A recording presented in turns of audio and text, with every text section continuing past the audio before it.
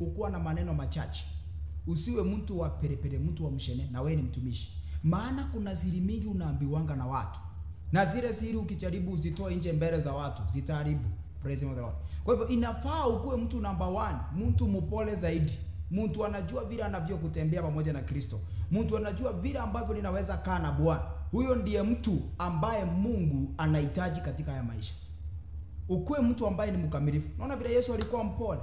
Usikuwe mtu wa kujisifu. Kiombea mtu anatendea unajisifu.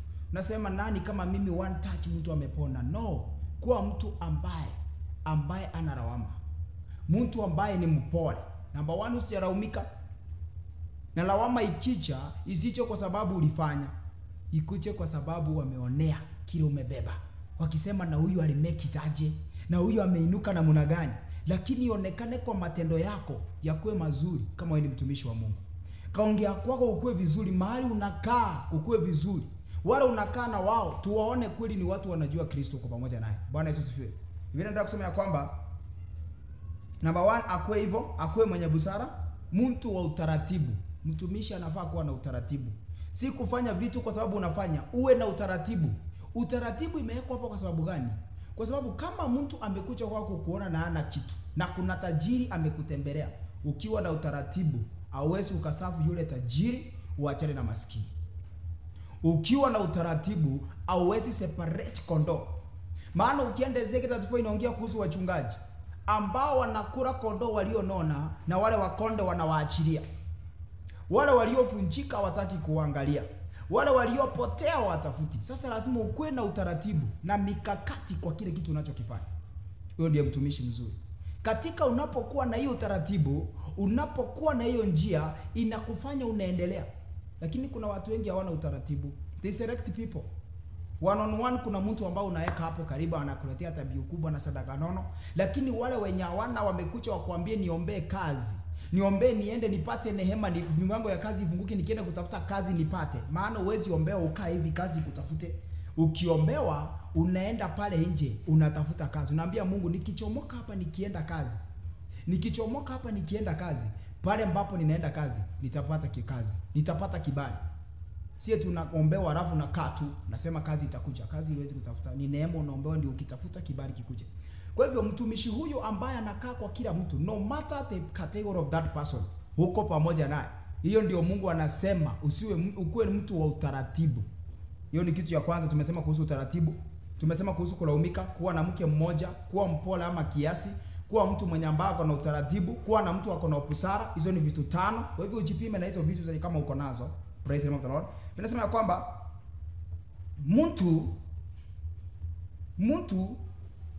nirudie nasema mtu wa utaratibu, mkaribishaji.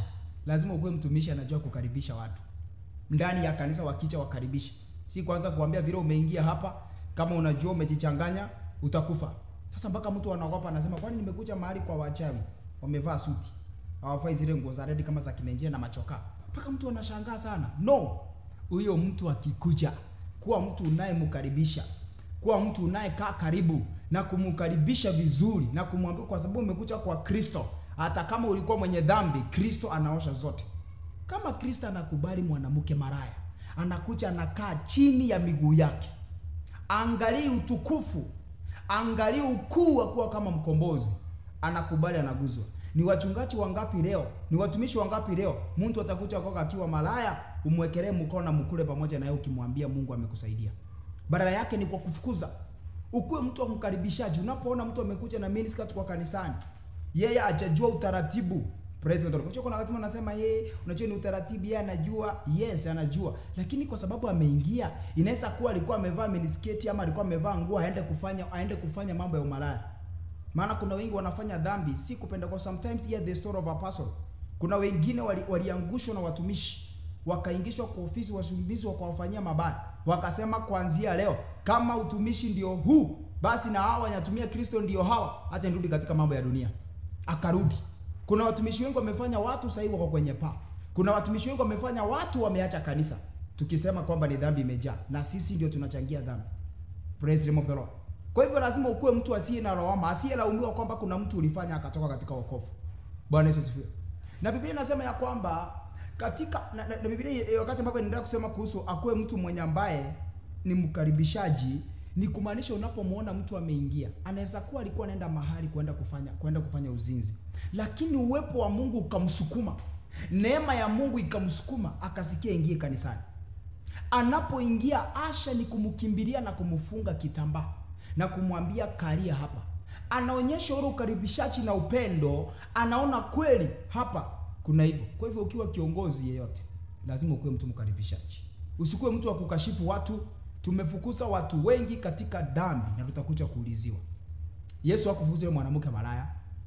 Hata kama ameletwa amepatikana in the action na mwanaume, alisema kama wewe ni wa kwanza katika maisha yako hujaifanya dhambi, kuwa wa kwanza kumpiga na mawe. Na si ajabu upata hata mzee mwenye walipatikana yeye alikuwa hapo na mawe pia. Praise the Lord. Maana the law of Moses ilikuwa inatetea wanaume. Mingi yao it is a man was recognized. But when the grace came, all of us we became in equality. Tulikuwa katika usawa katika Kristo. Biblia inaendelea kusema ya kwamba, nataka usikize, Biblia inaendelea kusema ya kwamba akuwe mkaribishaji, hiyo ni kitu ya kwanza. Namba 2, ajuaye kufundisha. Lazima kukuwe na mtumishi anajua kufundisha. Si kila wakati pokea, si kila wakati utainuliwa, sio kila wakati wewe unafundisha vitu. Jua kufundisha hawa watu. Na kufundisha mtu, kumbuka, mwalimu akifundisha mtu anafundisha mwanafunzi ili aweze kuendelea. Anafundisha mwanafunzi ili aweze kusimama katika njia ya Mungu. Na wewe lazima ujue kufundisha. Bwana Yesu asifiwe. Lazima ujue kufundisha.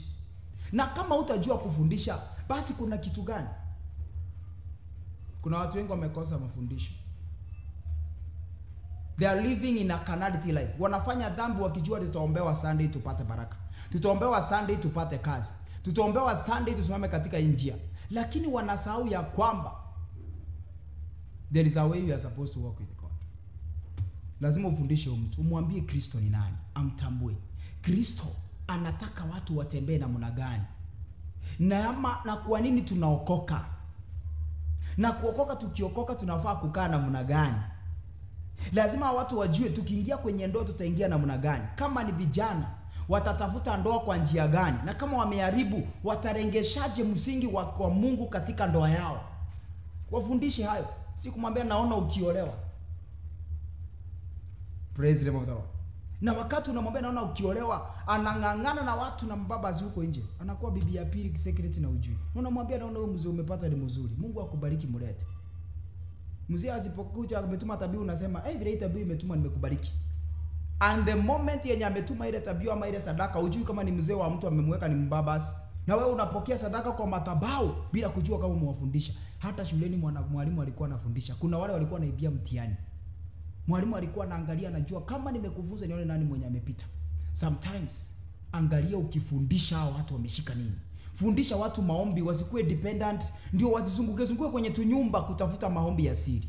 Maana umewafundisha. Lazima ukuwe mtu anajua kufundisha. Kama wewe ni mtumishi, jua kufundisha. Acha kuongea prophetic kila wakati. Acha kuambia watu Mungu anawapenda kila wakati. Acha eti Mungu anawapenda hata wakiwa kwenye dhambi. No. Wakati mwingine waambie dhambi inakutenganisha na Mungu. Dhambi inakuondoa katika uwepo wa Mungu. Dhambi inakutenganisha katika ile njia yenye ifai.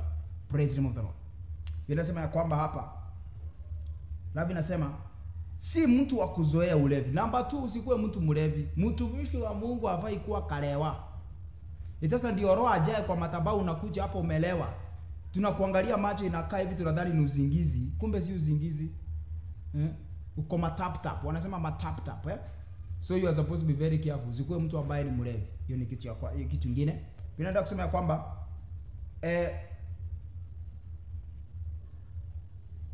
si mpiga watu. Usikuwe mtu wa kupiga watu kanisani.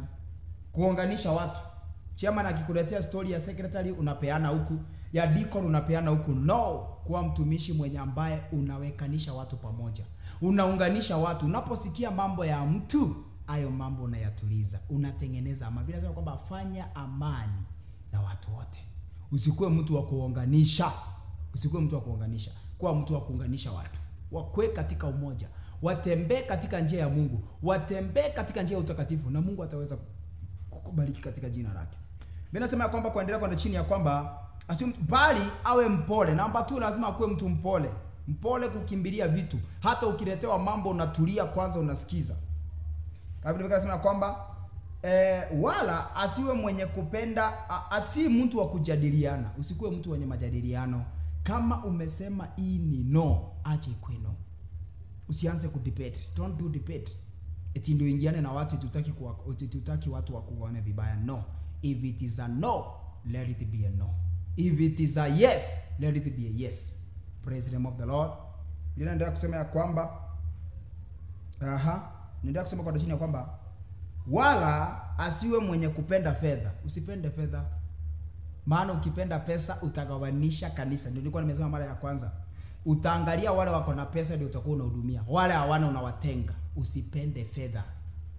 Mimi nafikiri nasema kwamba mwenye kuisimamia nyumba yake vyema ajiwahi kutiisha watoto ustahivu. Lazima namba 1 ujue kusimamia nyumba yako vizuri na kutiisha watoto wako. Lazima watoto wako wafundishe maombi. Lazima uonyeshe vile Kristo anatembea. Lazima uonyeshe utaratibu wa Mungu. Sasa wewe una Mungu hapo. Praise the name of the Lord. Lakini si kukaa katika njia zenye ambazo hazina Mungu. Si kuachilia watoto wako. Si kukataa kuwarengesha. Napata mchungaji anasimama anasema I love my wife, huyu ni bibi yangu, tangu tuone sijai mpiga, na mtoto wake ako hapo anadanganya. Na jana alipiga bibi yake kofi. Hata asubuhi akikuja alimtandika kofi 2. Alafu anafika anasema ya kwamba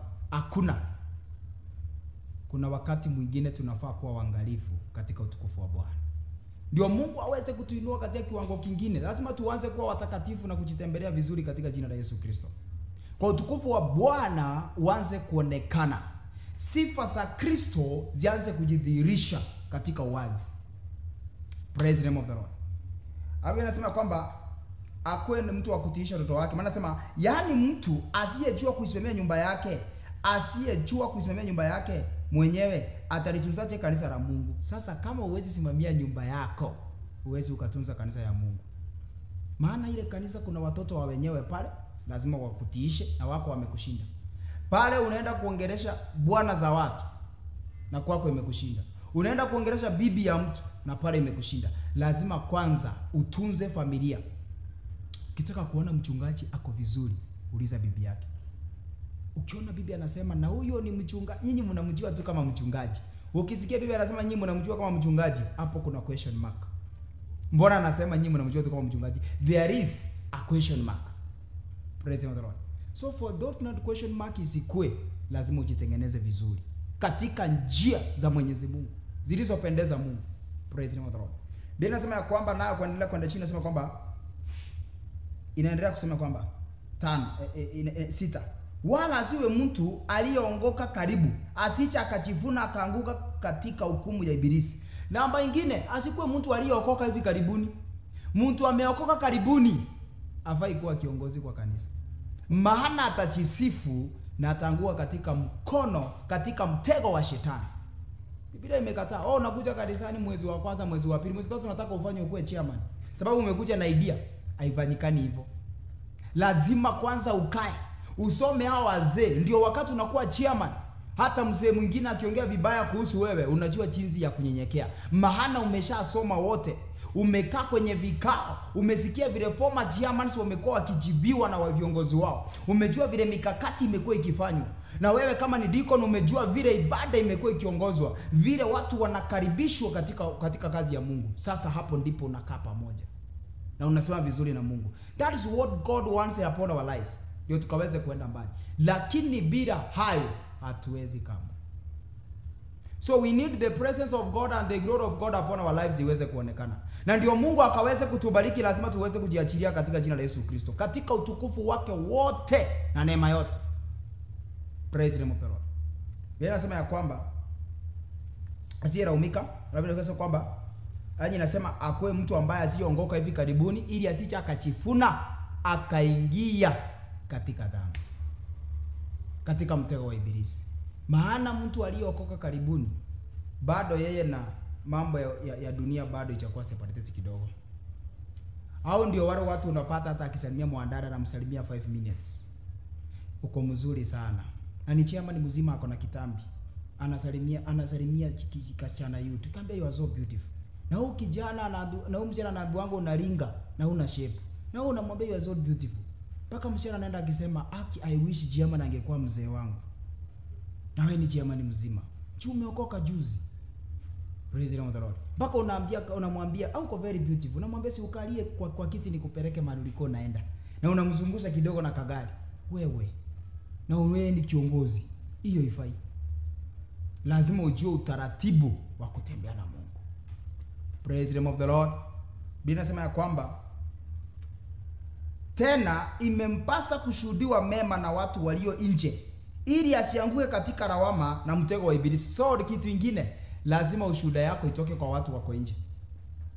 Wale watu wako nje lazima watushuhudie. Wale watu unaishi na wao wanakujua wewe ni nani. Acha na wao wa kanisa, wanakujua wewe ni nani. Wanajua wewe ni mtu wa uongo, wanajua wewe ni mtu wa vitina. Wewe ni chiaredi. Pale mahali unakaa pale nje. Watu wanakujua aje? Wa mama wakati wa maji wanakujua aje? Unagonga nanga. Lazima kwanza hayo yote yaangaliwe. Na kama hayo yote uko nayo, it means unacheza na Mungu. Lazima watu wa nje wakushuhudie. Kwa hivyo wapendwa, tuanze kubadilika, tuanze kutafuta Mungu, tuanze kutembea katika njia za utakatifu na Mungu atatuonekania. Na kama wewe ni mtumishi, anza kutembea katika hiyo hali. Kama wewe ni mwalimu, fundisha neno, weka msingi wa neno kwa watu. Hacha kuweka sarakasi. Kila utafundisha huyo mtu na uko na neema ya walimu, ndicho atashika. Kama utamfundisha utapeli, atashika utapeli. There are many Christians who are ignorant in the spiritual life kwa sababu ya watu. Kwa sababu ya watumishi wale wamewalea. Because hao watumishi wamepanda the false doctrine katika maisha yao. Kama wewe ni mchungaji, linda hawa kondoo vizuri. Linda hawa watumishi wa Mungu vizuri. Linda wana wa Kristo vizuri. Walete katika utukufu na uwalinde vizuri. Na moja akipotea na uko na 99 wamebaki, nenda mtafute.